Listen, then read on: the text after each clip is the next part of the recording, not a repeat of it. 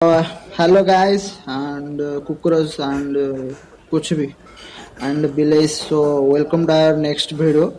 तो इसमें ओ हिंदी गला कि तो हिंदी तो तुम किसी रेस्पॉन्स ही करनो छाड़ किसी फायदा ही କିଛି नहीं। ଫାଇଦା ନାହିଁ ओडिया रे कहले ही हम पे बेटर ଭ୍ୟୁଜ୍ ଟିକେ हला ମିଳିବ। तो हिंदी रे तमे हगी देखि जाउछ सेटू टोटली। तो ओडिया रे मु कहूची आउ आमे आज गोटे एमि गोटे डिस्कशन गोटे करिया जाउछ टॉपिक जाको तुम रोस्ट भी कहि परियो किछि प्रॉब्लम नहीं।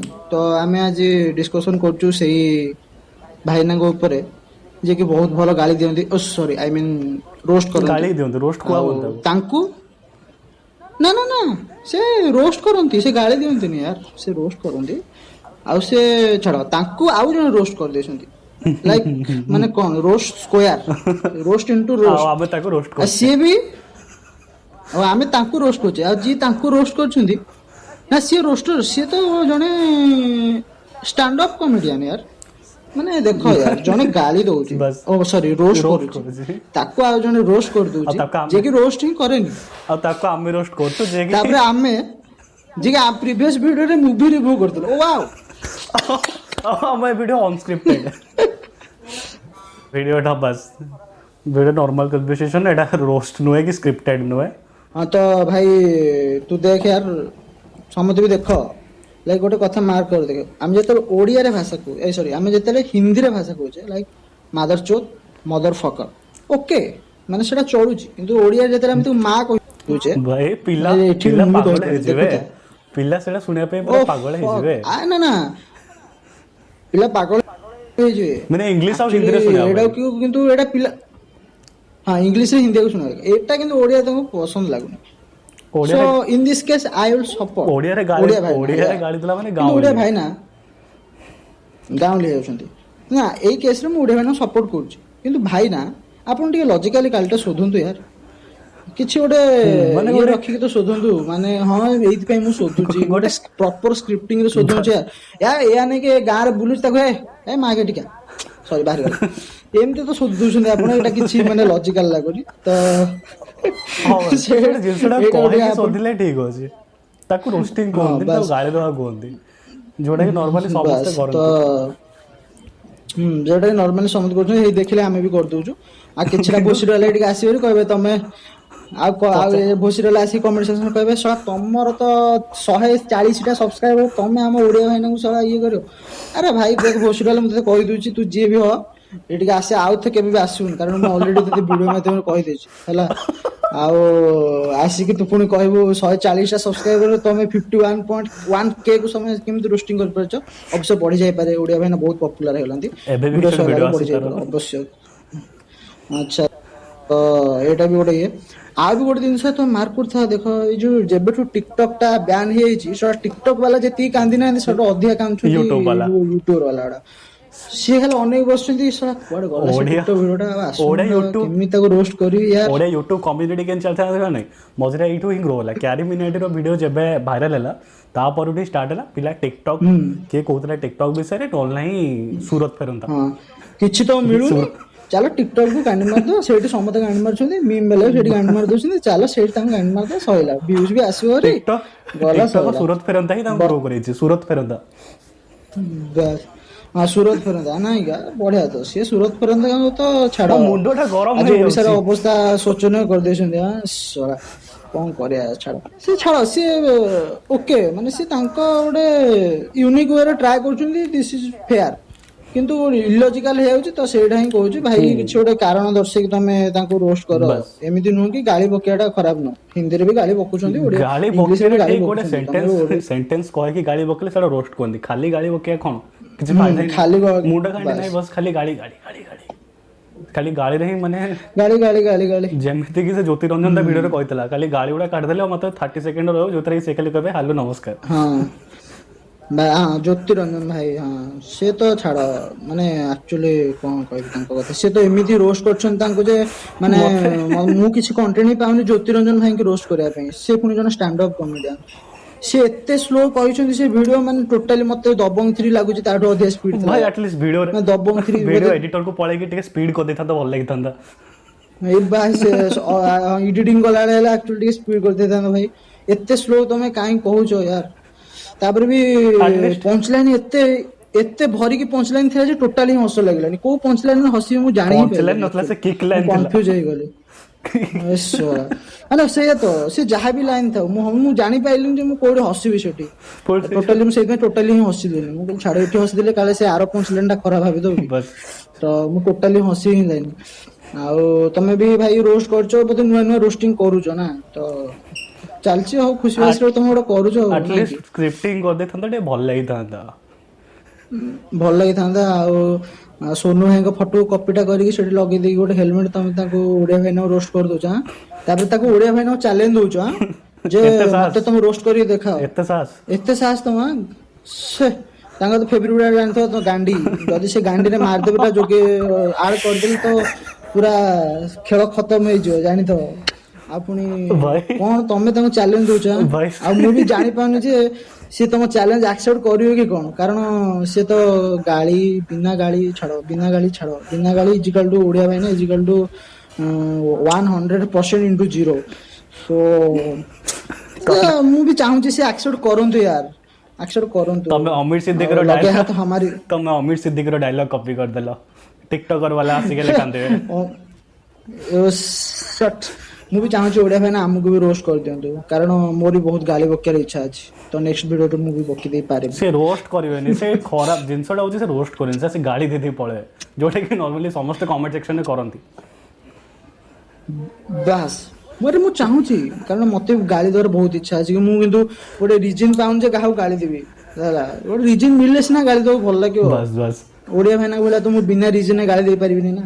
ତ ସିନୋରି ହେଇଯାଇଛି କି ସ୍ମୃତି ରଞ୍ଜନ ମାନେ ଯାହା ରୋଷ୍ଟ ତ କହିହବନି ତାକୁ, ସେ ଯାହା ବି କରିଛି ମାନେ କରିଛନ୍ତି ସରି, ତ ତାକୁ ଦେଖିକି ପିଲା ଅଫେଣ୍ଡ ହେଉଛନ୍ତି।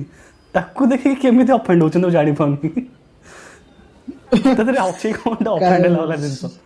ସେ ଭାଇ ସୋନୁ ସହିତ ଓଡିଆ ଅଛି ତା ନାଇଁ ଅଛି ଓଡିଆ ଭାଇନାଙ୍କର ସମ୍ପର୍କ ଯେତେଟା ସେଇ ଗୋଟେ ଦିଟା ପିଲା ତ ଅଫେଣ୍ଡ ହଉଛନ୍ତି ନା। ଆଉ କିଏ ତାଙ୍କ ଘର ପାଖ ପିଲା କିଏ ଥିବ ଗୋଟେ ସେଇ ଅଫେଣ୍ଡ ହେଇଯାଉଛି ନା। ଆଉ ତ ଥୋଡି ନା ସମସ୍ତେ ଅଫେଣ୍ଡ ହଉଛନ୍ତି ହେଇଛି, କେହି ନାହିଁ ସେ ତାଙ୍କ ଘର ପାଖ ପିଲା, ସାଇ ପଡିଶା ଦି ତିନିଟା ପିଲା ସେଇ ତ କଣ। ମାନେ ସେ ପିଲାମାନେ ଏଇ ଜିନିଷଟାକୁ କମ୍ପେୟାର କରୁଛନ୍ତି କି କୁନାଲ କାମରା ଆଉ କ୍ୟାରି ମିନାଟିର ଯୋଉ ହେଇଥିଲା, କୁନାଲ କାମରା କ୍ୟାରି ମିନାଟି ଯୋଉ ରୋଷ୍ଟ କରିଥିଲା। ହଁ ଭାଇ କୋଉ ଆଙ୍ଗେଲ କୁନାଲ କାମରା କ୍ୟାରିମିନାଟି ଅବଶ୍ୟ ଜ୍ୟୋତି ଭାଇ ଟିକେ କୁନାଲ କାମରା ଭଳିଆ ଦେଖା ହଉଛନ୍ତି, ଖାଲି ଆଉ 4-5ଟି ଓ ଚୁଟି ଲଗେଇଦେଇଥିଲେ। କମ ଥିଲେ ସେ କୁନାଲ କାମରା ହେଇଯାଇଥାନ୍ତେ।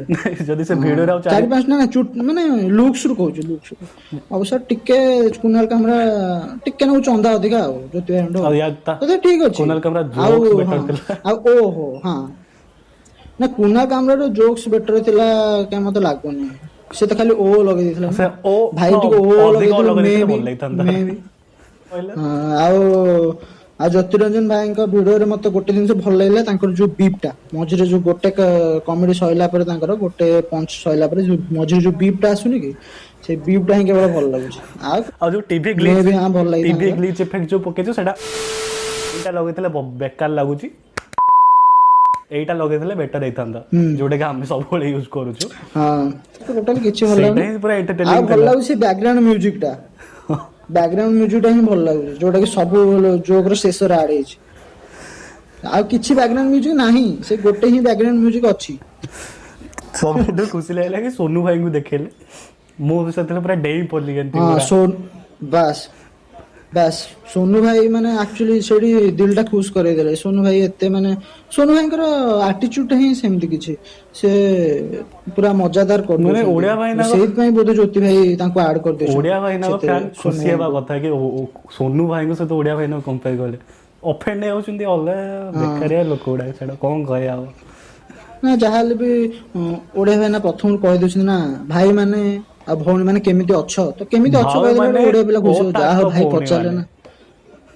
ଓ ତାଙ୍କ ଭଉଣୀ ମାନେ ନା, ଆଚ୍ଛା ଯୋଉ କୋଉ ଭାଇ ମାନଙ୍କୁ ସେ କହୁଛନ୍ତି ଆକ୍ଚୁଆଲି, ଯୋଉମାନେ ତାଙ୍କୁ ସବସ୍କ୍ରାଇବ କରୁଛନ୍ତି ନା ସବୁ ଭାଇ ମାନଙ୍କୁ କହୁଛନ୍ତି। କେଜାଣି। ନା ଆଉ ଯଦି ସବୁ ଭାଇ ମାନଙ୍କୁ କହୁଛନ୍ତି ତାହେଲେ ଶୋଧୁଛନ୍ତି କାହାକୁ, ହୁଁ ଶୋଧୁଛନ୍ତି କାହାକୁ ୟାର। ପୁଣି ସେଇ ଟାଇପ ର ୱାର୍ଡ ଯୋଉଟା କି ସେଇଟା ଭାଇକୁ ବି ଗୋଟେ ଶୋଧିବା କଥା କୋଶ୍ଚିନ୍। ନୁହେଁ। ଭାଇକୁ ଶୋଧିବା କଥା ନୁହେଁ, ନାଇଁ ଠିକ କଥା ନା। କୋଉ ହିସାବରେ କ୍ୟାରିମିନାଟି ସହିତ କମ୍ପେୟାର କରୁଛନ୍ତି ମୁଁ ଭାବୁଛି।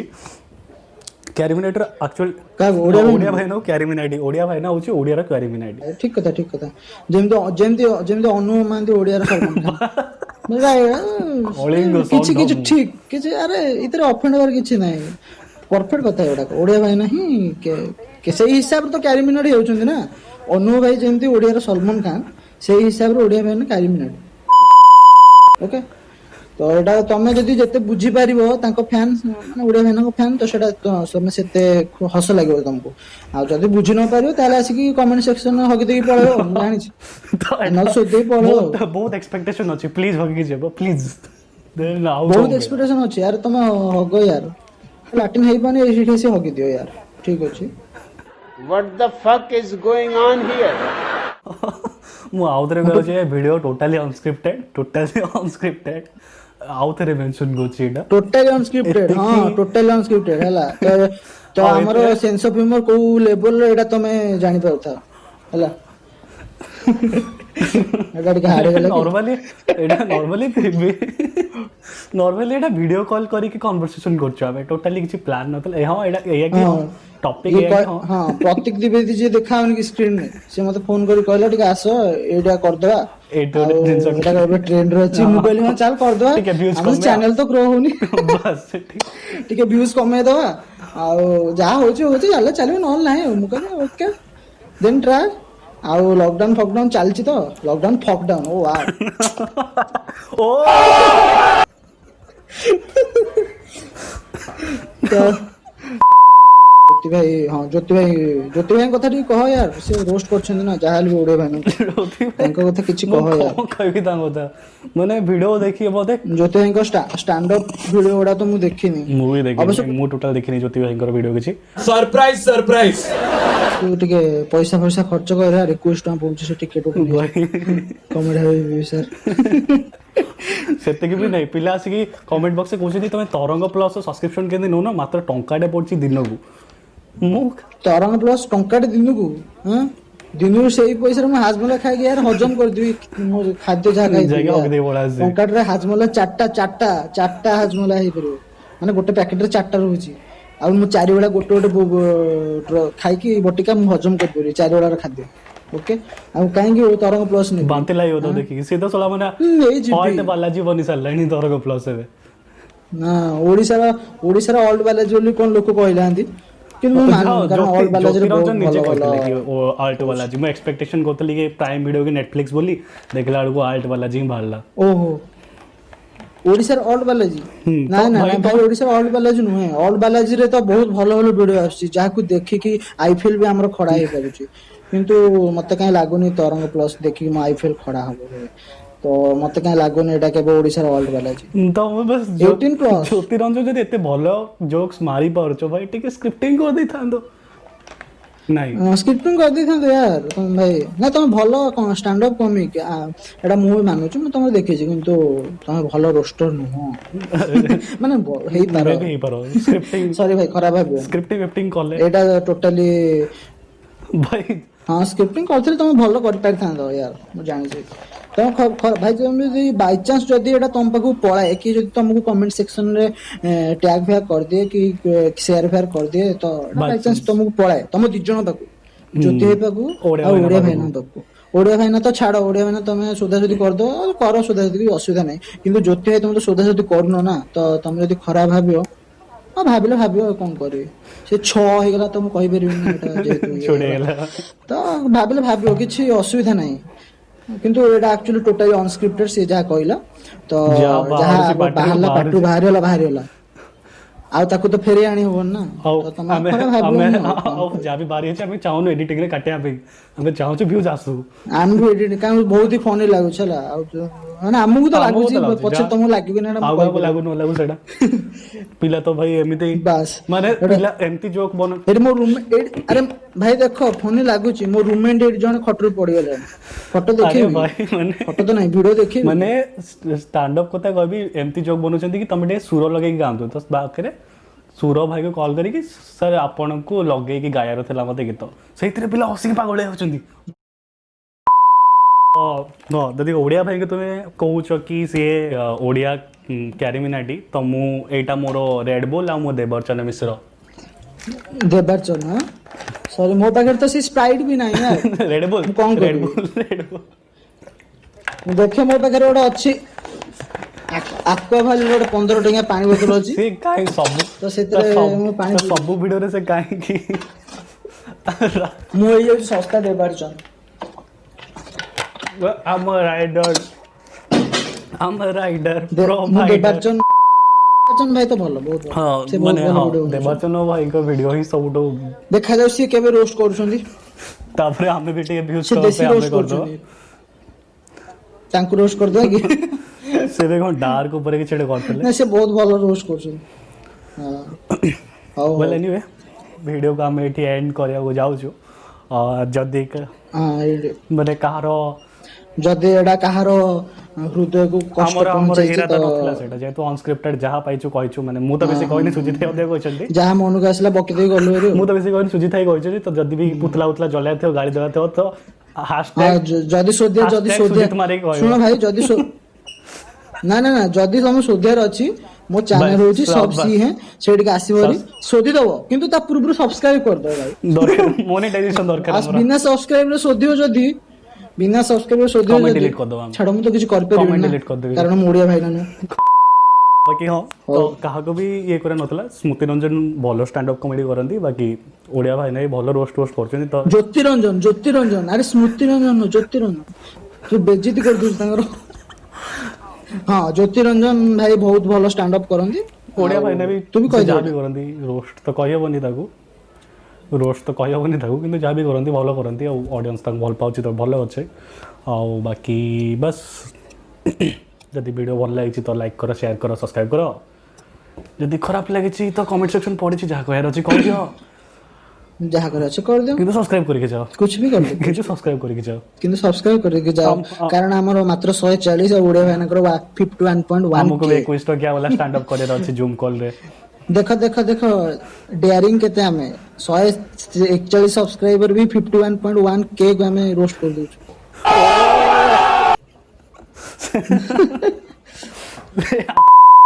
ଆଉ ମୁଁ ଆଶା କରୁଛି ୟା ପରେ ମତେ ଡେଥ୍ ଥ୍ରେଟ୍ ଆସିବ ବୋଲି ଓଡିଆ ଭାଇଙ୍କ କାରଣ ତରଫରୁ ସ୍ମୃତି ରଞ୍ଜନକୁ ବି ଆସିଥିଲା ଆଉ ସ୍ମୃତିରଞ୍ଜନ ଆସିଥିଲା ଆରେ ମୁଁ ଜାଣିନି ୟାର ସେମିତି କହିଦେଲି ମୁଁ ମରିବାକୁ ଚାହୁଁନି ୟାର ମୋର ବହୁତ ସାରା ସ୍ୱପ୍ନ ଅଛି ଗାଡ଼ି ବାଗେଇ ଫୁଟପାଥରେ ଦେଖିକି ଚାଲୁଥିବ ଠିକ ସେ ହଉ ମୁଁ ମୋ ଆଡ୍ରେସ କହିଦଉଛି ଯଦି ମାରିବାକୁ ଯଦି ଏତେ ଇଚ୍ଛା ମୁଁ ବ୍ରହ୍ମପୁରରେ ରହୁଛି ଗଞ୍ଜାମ ଆସିକି ଦେଖାଅ कोरोना ହେଇଯିବ ଭାଇ so this scene is inspired from Iron Man 3 ଯଦି ଯାହାକି ଦେଖିପାର ଆମେ ଲିଙ୍କ ପଠେଇ ଦେବୁ Iron Man 3 ର ଠିକ ଅଛି ତତେ ଭଲ ଲାଗିଲା ଖରାପ ଲାଗିଲା ଛୁଡ଼ିଗଲା ଏଇଟା ଓଡ଼ିଆ ଭାଇନାର ହିଁ ଡାଇଲଗ ତ ଓଡ଼ିଆ ଭାଇନା ଓପି